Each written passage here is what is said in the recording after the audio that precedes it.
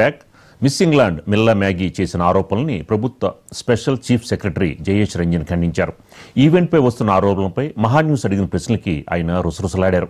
తానే స్వయంగా ఎంక్వైరీ చేశానని, అట్లాంటిది ఏమీ లేదని మాట దాటవేశారు. మిస్ వరల్డ్ ఆర్గనైజర్స్ ఆమెపై ఇంగ్లాండ్ కోర్టులో కేసు వేశారని చెప్పుకొచ్చారు. మిస్ వరల్డ్ పోటీల్లో ఫైనల్ ఈవెంట్ కోసం అన్ని ఏర్పాట్లు చేశామంటున్న ప్రభుత్వ స్పెషల్ చీఫ్ సెక్రటరీ జయేష్ రంజన్తో మా special correspondent Srikanth face to face. Telangana జరూరానా అంటూ మిస్ వరల్డ్ పోటీలకు తెలంగాణ రాష్ట్ర ప్రభుత్వం ప్రతిష్టాత్మకంగా తీసుకొని ప్రారంభించింది. ఈవెంట్ కొనసాగుతుంది. అయితే రేపు గ్రాండ్ ఫినాలే ఉంది.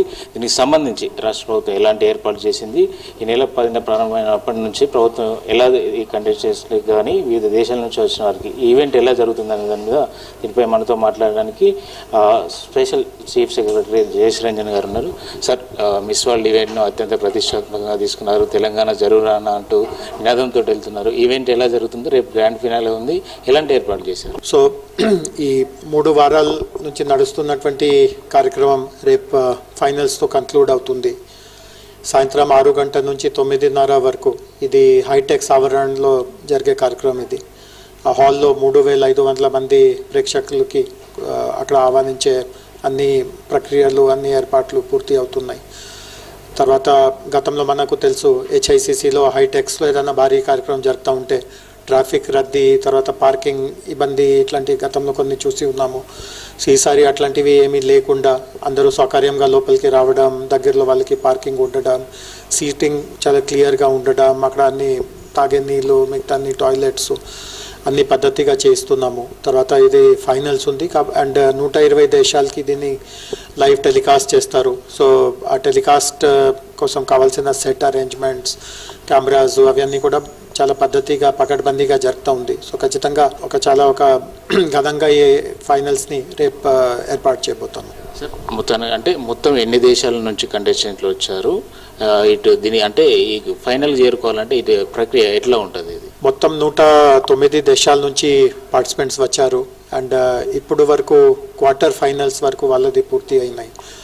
ఆ 109 మందిలో 40 మంది క్వార్టర్ ఫైనల్ స్టేజ్కి వచ్చారు. సో రేపు ప్రేక్షకుల సమక్షంలో అండ్ లైవ్ టెలివిజన్ ఆడియన్స్ సమక్షంలో 40 మంది మధ్యలో ఈ సెమీఫైనల్ అండ్ ఫైనల్ అనే పోటీ ఉంటుంది. జడ్జెస్ ఉంటారు అండ్ చివరిలో రాత్రి 9:15కి అందులో ఎవరికి మన హైయెస్ట్ మార్క్స్ వచ్చిందో ఆమెని మిస్ వరల్డ్ 2025గా గుర్తించడం జరుగుతుంది. ప్లస్ 5 ఖండాల నుంచి కాంటినెంటల్ విన్నర్స్ ఉంటారు. సో మొత్తం 6 రేపు ఫైనల్స్లో విన్నర్స్గా ఎంపిక అవుతారు. మిస్ వరల్డ్ ఒకరు అండ్ 5 కాంటినెంటల్ విన్నర్స్. మెయిన్గా మిస్ వరల్డ్ రాష్ట్ర ప్రభుత్వం ఇంత ప్రతిష్టాత్మకంగా తీసుకొని చేపట్టింది. తెలంగాణ ఇటు హెరిటేజ్ వాక్ అని చెప్పి ఇటు చమవల్ల ప్యాలెస్ దగ్గర కావచ్చు, ఇటు చార్మినార్, లాడ్ బజార్ ఇట్లాంటివి టెంపుల్ వాక్ అని చెప్పి, టెంపుల్ విజిట్ అని చెప్పి యాదగిరిగుట్ట ఇవన్నీ తిరిగారు. మిస్ ఇంగ్లాండ్ మిల్లా మ్యాగీ చేసిన కామెంట్స్ ఎలా చూస్తున్నారు? ఎందుకంటే రాష్ట్ర ప్రభుత్వానికి కాదు, దేశానికే ఇబ్బందికరమైన పరిస్థితిలో కామెంట్ చేసింది.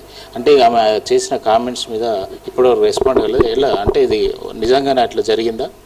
నిజాలు తెలుసుకోవడానికి నేనే స్వయంగా ఈ విషయంలో ఎంక్వైరీ చేశాను అండ్ నా ఎంక్వైరీలో ఒక 0.1% కూడా సత్యాలు లేవు, అట్లా నా ఎంక్వైరీలో తెలిసింది. అండ్ ఆమె ఇంగ్లాండ్కి వెళ్ళిపోయింది కాబట్టి మిస్ వరల్డ్ ఆర్గనైజర్స్ నేరుగా ఆమె మీద బ్రిటిష్ కోర్టులో కేసు వేస్తున్నారు. ఆల్రెడీ నిన్న కేసు వేయడం జరిగింది. సో తదుపరి చర్య అక్కడ యూకేలో కోర్టులో జరుగుతుంది. బట్ ప్రభుత్వ దృష్టిలో దాని వెనక ఏమి కూడా 1% కూడా సత్యం లేదు. సో ఆ మ్యాటర్ మా దృష్టిలో మేము క్లోజ్ చేసి ఉన్నాము.